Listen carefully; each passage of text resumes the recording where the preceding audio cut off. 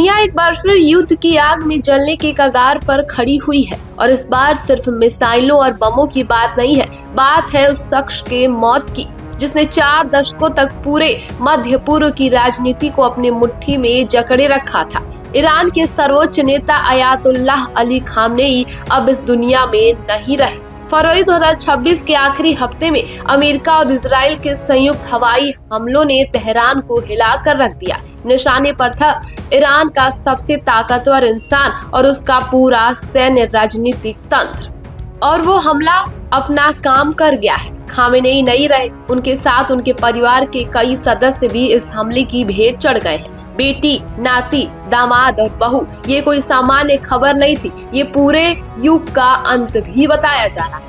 अमेरिकी राष्ट्रपति Donald Trump ने सोशल मीडिया पर सीधे लिखा, न्याय हो गया। इजरायली सेना और मीडिया ने भी मौत की पुष्टि कर दी। ईरान के सरकारी प्रसारण ने कुछ घंटों बाद ये स्वीकार कर लिया और 40 दिन के राष्ट्रीय शोक की घोषणा कर दी गई।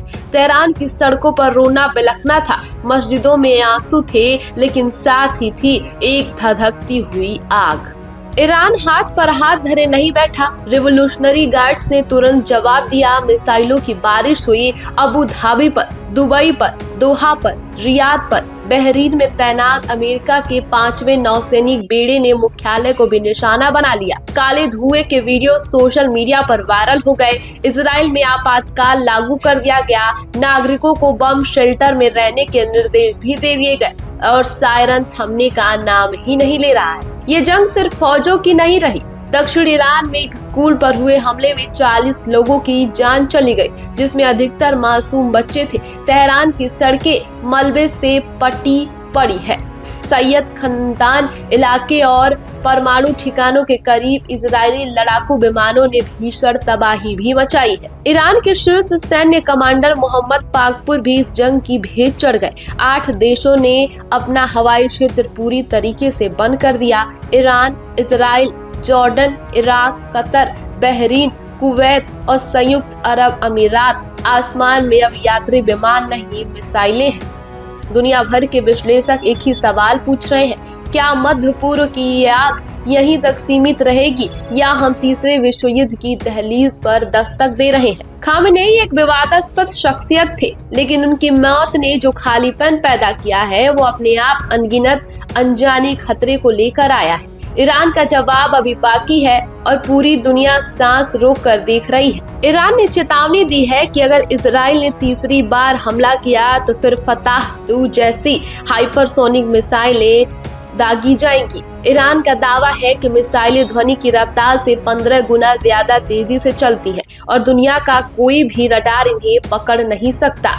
ईरान में अमेरिकी राष्ट्रपति डोनाल्ड ट्रंप ने सत्ता परिवर्तन की बात कही है, जबकि ईरान ने ऐसा करने से मना कर दिया है। ईरान के विदेश मंत्री ने सत्ता परिवर्तन के बारे में ट्रंप को भेजे अपने संदेश में कहा कि मिशन इम्पॉसिबल है। हालांकि उन्होंने कहा कि वो तनाव कम करने में दिलचस्पी रखते हैं, लेकिन इस बारे में अभी तक कोई भी बातचीत नहीं की गई है। उन्होंने 2 टूक कहा है कि पहले हमले रोके जाएं, तभी बातचीत के बारे में विचार भी किया जा सकता है। वहीं अमेरिकी राष्ट्रपति ने कहा कि मिसाइल और हवाई अभियान इराक को उसके आंतरिक शासन का पुनर्निर्माण करने के अवसर को पुनः निर्माण देता है।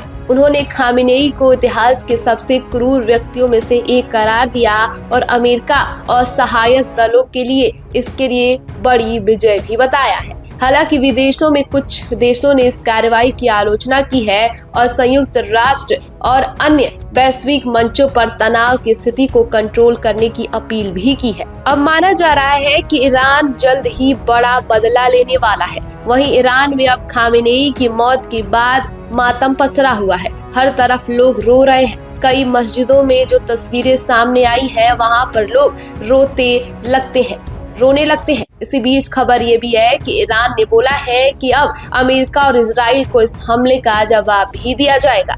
और ये भी कहा जा रहा है कि ईरानी मीडिया ने ये जवाब दिया है कि अमेरिकी बेस को टारगेट किया जाएगा। ईरान की तरफ से इतिहास का सबसे बड़ा युद्ध अब शुरू होने वाला है। इसी के साथ ये भी कहा जा रहा है कि शायद अब दुनिया तीसरे विश्व युद्ध की ओर अग्रसर होने वाली है।